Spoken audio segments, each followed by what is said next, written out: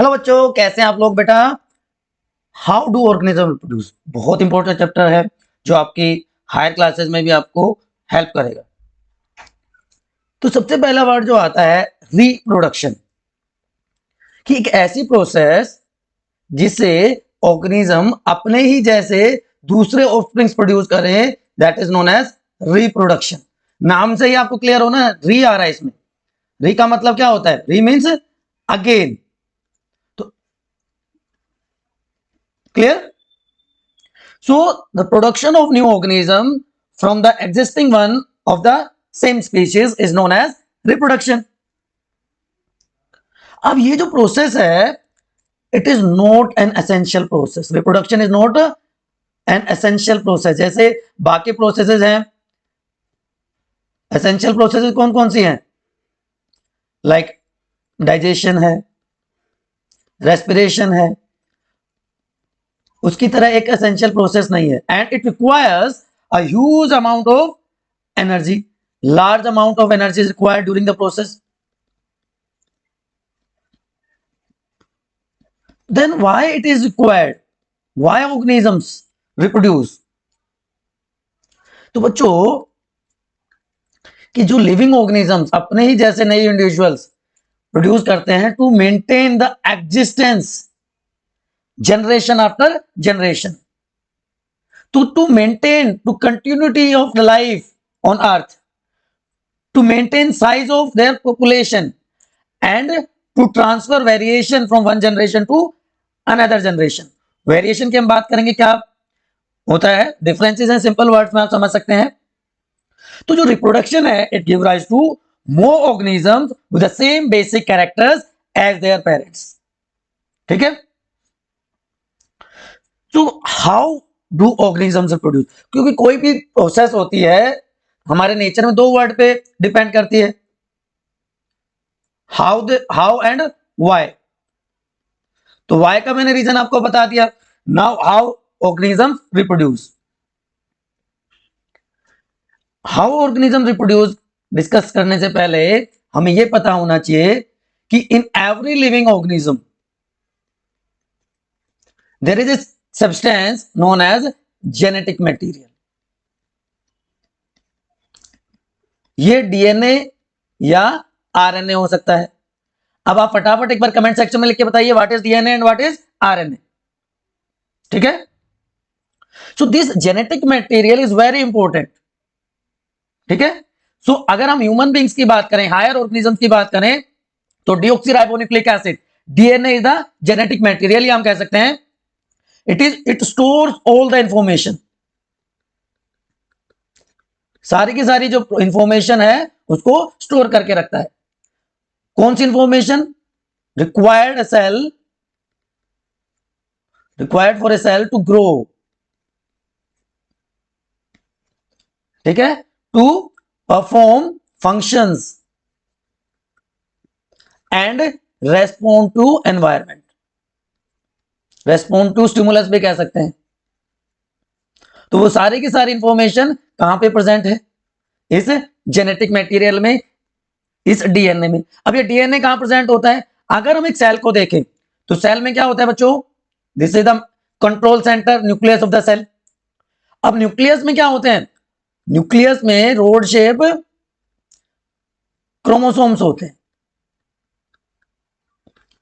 On this chromosome this genetic material DNA, deoxyribonucleic acid is present. Clear. और ये DNA ही inherit होता है, transfer होता है from one generation to next generation, from parents to their offsprings, उनके बच्चों में। Clear. Due to this reason offspring produced by the parent are similar. मैंने क्या वर्ड यूज किया है? सिमिलर। क्योंकि ये डीएनए की कॉपी होती है which produce similar offsprings. But similar और आइडेंटिकल में डिफरेंस होता है। They are not identical, they are similar. अब देखिए कैसे डीएनए की कॉपी होती है।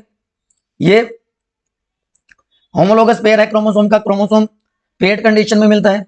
जब इसका रेप्लिकेशन होता है, रेप्लिकेशन का मतलब कॉपी जब इसकी बनती है तो डबल हो गया इसका अमाउंट।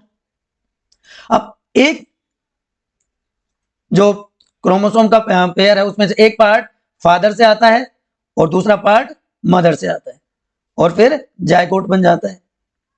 क्लियर? तो ये डीएनए रेप्लिकेशन की प्रोसेस में दो स्ट्रैंड्स, दो कॉपीज बन जाती है एक डीएनए से, याद रहेगा। So DNA replication is very important step in reproduction process. It ensure, ये कंफर्म कर देता है कि same copy of DNA is obtained from the parent DNA. ठीक है? अब इस डीएनए रेप्लिकेशन की वजह से एक और काम हो जाता है। तो क्या हुआ? डीएनए प्रोटीन सिंथेसिस में हेल्प करते हैं। डीएनए से प्रोटीन की फॉर्मेशन होती है। कैसे होगी? अगर आपको थोड़ा सा हायर की तरफ लेके जाऊं तो डीएनए से बनता है मैसेंजर आरएनए और इस मैसेंजर आरएनए से प्रोटीन की फॉर्मेशन हो जाती है।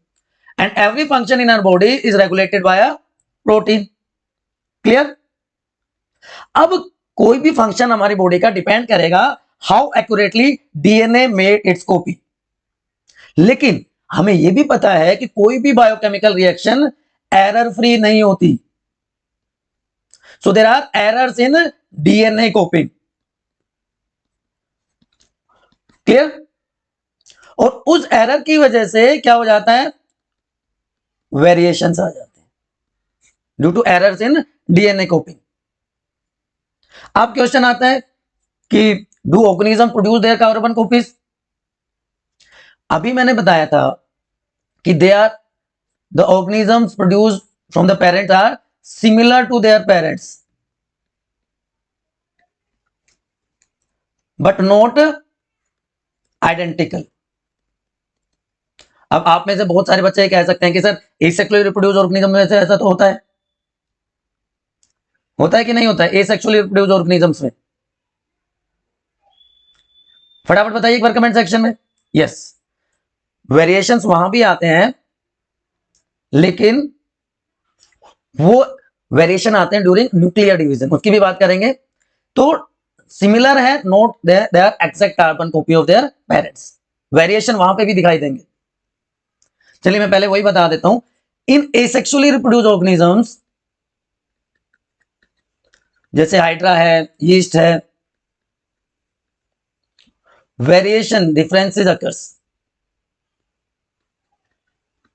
During nuclear division. जब न्यूक्लियस डिवाइड होता है उस टाइम पे, ड्यूरिंग न्यूक्लियर डिवीजन।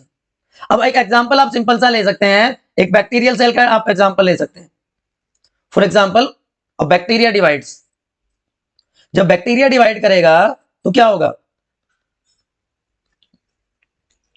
इससे एक बैक्टीरियल सेल से दो बैक्टीरिया प्रोड्यूस होंगे। ठीक है? अब इनको क्या कह देंगे हम? Daughter bacteria. ऊपर पेरेंटल बैक्टीरिया था, यहां से दो डॉटर बैक्टीरिया प्रोड्यूस कर दिए। They are similar in their body design, they are similar in their body design but there are certain differences. उन डिफरेंसेस का कैसे पता चलता है? अब ये और फर्दर डिवाइड करेंगे, फिर दो दो कॉपीज बना देंगे, अपने दो दो डॉटर सेल्स बना देंगे एंड दिस प्रोसेस कंटिन्यूज। तो अगर मैं इसको डायग्रामेटिकली शो करूं तो यहां पे आप देख सकते हैं ये पेरेंट है। ठीक है? अब जब इसने रिप्रोड्यूस किया एसेक्सुअली तो दो नए ऑर्गेनिजम्स प्रोड्यूस हुए, दो डॉटर सेल्स प्रोड्यूस हुई। They are similar in body design but there are certain differences. ये पहला डिफरेंस यहां पे आपको दिख रहा है। क्लियर? यहां पे इसमें ये डिफरेंस दिख रहा है। अब जब ये फर्स्ट जनरेशन फिर से डिवाइड करती है तो again certain differences appears in them. तो आप देख रहे हैं दो जनरेशन के बाद ही ये पेरेंटल जनरेशन से बिल्कुल अलग होगी। It means over the period of time diversities are created and they gets accumulated also. अब सेक्सुअली रिप्रोड्यूस ऑर्गेनिज्म में ये वेरिएशन ज्यादा प्रोमिनेंटली दिखाई देते हैं। तो वेरिएशन का मतलब आप सिंपल वर्ड में समझ लीजिए डिफरेंसेस अमंग ऑर्गेनिजम्स। ये देखिए ह्यूमन रेस में आपको बेसिक बॉडी प्लान यहां पे भी सेम दिख रहा है but there are differences. Colour में body colour, hair colour, eye colour, इस तरह के सारे डिफरेंसेस आपको देखने को मिलते हैं। क्लियर? तो अब आपको समझ में आ गया डिफरेंसेस या वेरिएशंस की क्या इंपॉर्टेंस है और वो क्यों अपीयर होते हैं, राइट? तो वेरिएशंस दो तरह से अपीयर हो सकते हैं ऑर्गेनिजम्स में, somatic and germinal variation. Somatic का मतलब जो बॉडी की ग्रोथ डेवलपमेंट के लिए जो सेल्स होती हैं उनको सोमेटिक सेल्स कहते हैं, और जो रिप्रोडक्टिव ऑर्गन से रिलेटेड सेल्स होती हैं उनको जर्म सेल्स कहा जाता है। तो गैमेट फॉर्मेशन में अगर या गैमेट्स में अगर डिफरेंसेस आए, वेरिएशंस आए, रिप्रोडक्टिव सेल्स में अगर वेरिएशंस आए तो होंगे गैमेटिक। तो ये एक जनरेशन से दूसरे जनरेशन में ट्रांसमिट होते हैं, इसलिए इनको इनहेरिटेड वेरिएशंस कहा जाता है। और ऐसे ट्रेड्स को, ऐसे कैरेक्टर्स को इनहेरिटेड ट्रेड कहेंगे, जैसे स्किन कलर, हाइट। लेकिन अगर बॉडी की दूसरी सेल्स में वेरिएशन आते हैं तो वो ट्रांसमिट नहीं होते, तो इसलिए उनको एक्वायर्ड वेरिएशन और एक्वायर्ड ट्रेड्स कहा जाता है। जैसे आपने देखा होगा हमारी सोसाइटी में जो गर्ल्स होती हैं, फीमेल्स होती हैं, उनका जो पिन्ना होता है उसको बोर किया जाता है, कान में नीचे छेद किया जाता है। और ये तो कॉमन कहावत आपने सुनी होगी, एक फेमस एक्सपेरिमेंट भी था कि अगर डॉग की टेल को हम 20 जनरेशन तक काट भी दें तो ऐसा नहीं कि 21st जनरेशन में tail less dogs will born, नहीं, बिकॉज ये उसकी सोमेटिक सेल में चेंज है तो वो अपीयर हो जाएगा नेक्स्ट जनरेशन में। ठीक है, अब देखिए वेरिएशन स्पीशीज में हो सकती है और बिटवीन स्पीशीज हो सकती है। आपने देखा होगा एक ही टाइप की, चलो यहां पे तो आपको काऊ सॉरी गोट दिखाई दे रही है, और एक तो गोट के कलर में वेरिएशन आपको देखने को मिलता है, या काउज में आप देखते हैं व्हाइट और जर्सी,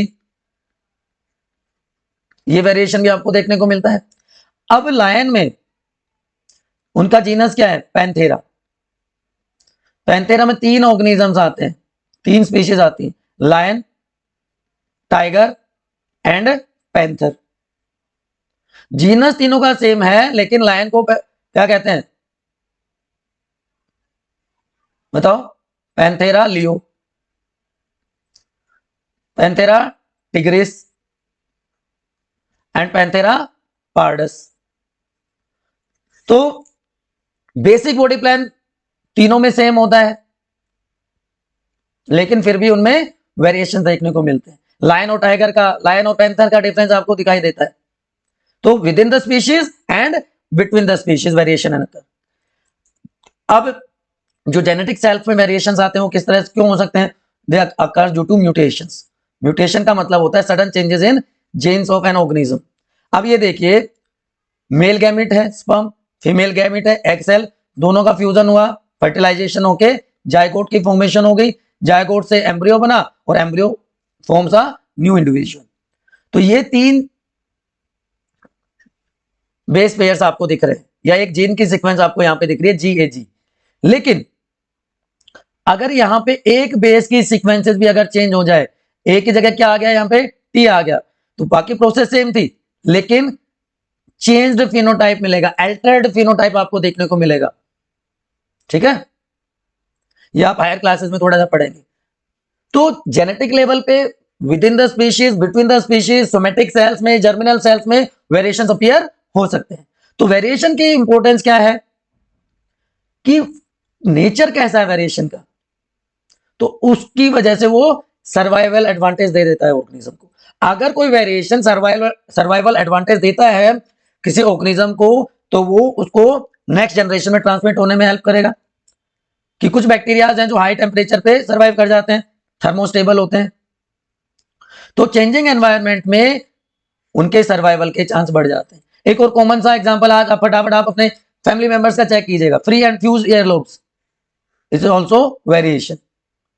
नीचे से जो ईयर पिन्ना वाला पार्ट है वो अटैच भी हो सकता है और फ्री भी हो सकता है।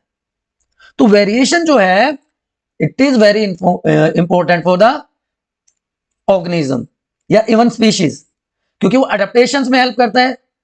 And over the period of time जो पॉजिटिव वेरिएशंस होते हैं, जो सर्वाइवल एडवांटेज प्रोवाइड करते हैं, they are transmitted to next generation. तो देखिए बिल्कुल सिंप्लीफाइड वे में कैसे देख सकते हैं, वेरिएशन आया, पॉजिटिव था तो पॉजिटिव था तो उसने सर्वाइवल एडवांटेज प्रोवाइड किया ऑर्गेनिज्म को, ट्रांसमिटेड टू नेक्स्ट जनरेशन। और इस तरह से जब यूजफुल वेरिएशन नेक्स्ट जनरेशन में ट्रांसमिट होते हैं तो आफ्टर फ्यू जनरेशंस वो क्या हो जाएगा, एक नया कैरेक्टर बन जाएगा। और इस तरह से जब बहुत सारे नए कैरेक्टर एक्यूमुलेट हो जाएंगे, एक्यूमुलेशन ऑफ कैरेक्टर्स, तो उससे क्या हो जाएगा, इट लीड्स टू स्पेसिएशन, नई स्पीशीज की फॉर्मेशन हो जाएगी। एंड स्पेसिएशन लीड्स टू, नई स्पीशीज बनी उसका मतलब क्या है, इवोल्यूशन हुआ। तो इनडायरेक्टली हम कह सकते हैं कि वेरिएशन लीड्स टू इवोल्यूशन। तो ह्यूमन रेस का इवोल्यूशन भी कुछ इसी तरह हुआ है। Over the period of time जो पॉजिटिव वेरिएशन थे वो ट्रांसमिट होते चले गए, नए कैरेक्टर्स बने और डिफरेंट रेसेस की फॉर्मेशन होगी। सो variation is the basis of evolution. याद रहेगा बच्चों आपको। अब इसके बाद बात करेंगे टाइप्स ऑफ रिप्रोडक्शन की। अगर अभी भी कोई कंफ्यूजन है, कोई इफ बट है, कोई किंतु परंतु है, तो आपको क्या करना होता है आपको पता है, आपको अपने स्टडी डेस्टिनेशन बायोनीति के कमेंट सेक्शन में पूछ लेना है। क्लियर?